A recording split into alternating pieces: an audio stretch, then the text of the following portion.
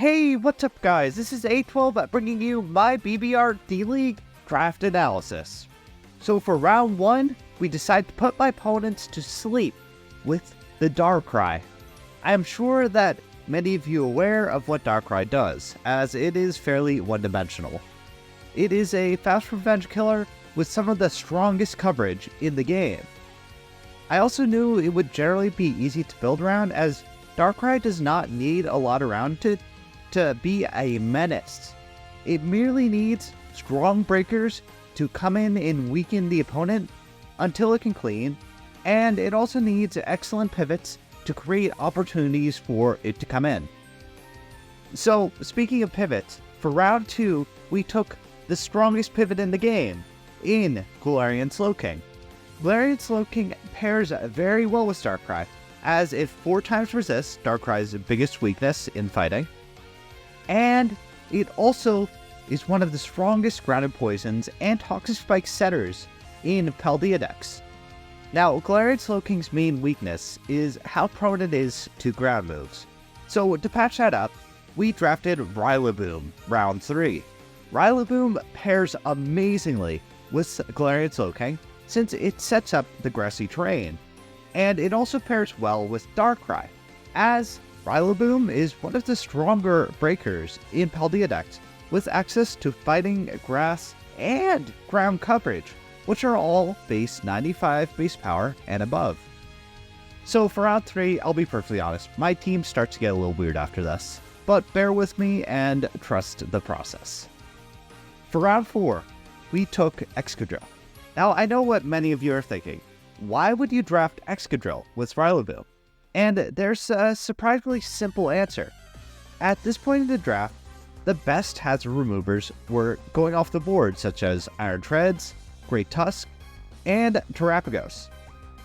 So I wanted to secure myself a remover, since Paldea decks is one of those metagames where you either get a great remover or get stuck with something like Kamala and have to accept the hazard weakness throughout the season. So I took what I viewed as the best remover on the board in Excadrill, which is an electric immunity, which is something that I lacked. It is a revenge killer, as Scarf and Sand Rush Excadrill are very strong.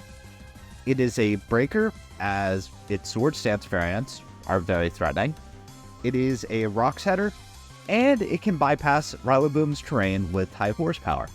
Now after this, I started to notice that my team was developing a flying weakness with Pokemon like Excadrill and Rillaboom. So I knew I wanted a fast electric type. Unfortunately, all the good electric types were taken, so I was left to choose between Raikou, which I view as one of the most overpriced Pokemon in draft format, and a Kilowatt Trill, which was priced to factor in its potential as a Terra user. Now, I did not want to make Kilowatt Trill my Terra captain, so for round 5, we selected Raikou. As awful as I think Raikou is, unfortunately, it was the best Pokemon on the board to fill a role that my team needed. So after Raikou, I started to make some risky picks. And for round 6, we selected Landorus-T. Now, I selected Landorus since it offered me a ground immunity, which is something my team was lacking, and it was also a breaker and pivot which paired very nicely with Darkrai. Now, the main reason why I view Landorus-T as a risky pick is since I have Rillaboom, and in Paldea decks, Landorus-T's strongest ground move outside Earthquake is the very weak Stomping Tantrum. So I'm going to need to be very cautious with piloting my Rillaboom and Landorus core throughout the season, so one does not hinder the other. Now, my team was starting to get a bit of a fire weakness, so we decided to draft Vaporeon.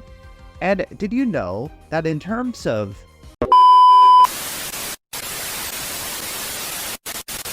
So for round 8, we selected Terra Rampardos. This may seem like an odd choice of Terra, but I had a very good reason for making this decision. Rampardos has one of my favorite designs in all Pokemon, and Terra can turn any Pokemon from terrible to broken because it is a very unbalanced mechanic in draft format.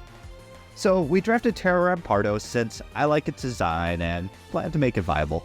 So now starting to look at this draft, I'm developing a very big Dragon and Ghost weakness, as I have no immunity to either. So we decided to patch this up by drafting Wigglytuff in round 9.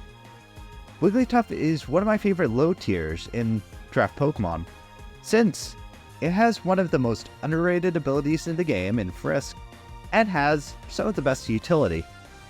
So for round 10, we selected Meowstic. Meowstic is one of those Pokemon that it is one-dimensional, but it performs that role very well, and at its price point, which is that it's a prankster user with access to great utility moves like Screens, Thunder Wave, and can keep sweepers in check. And finally, our last pick was Magmar. At this point in the draft, I didn't have a lot of points left, and wanted a Flame Body user to punish U-turn spammers.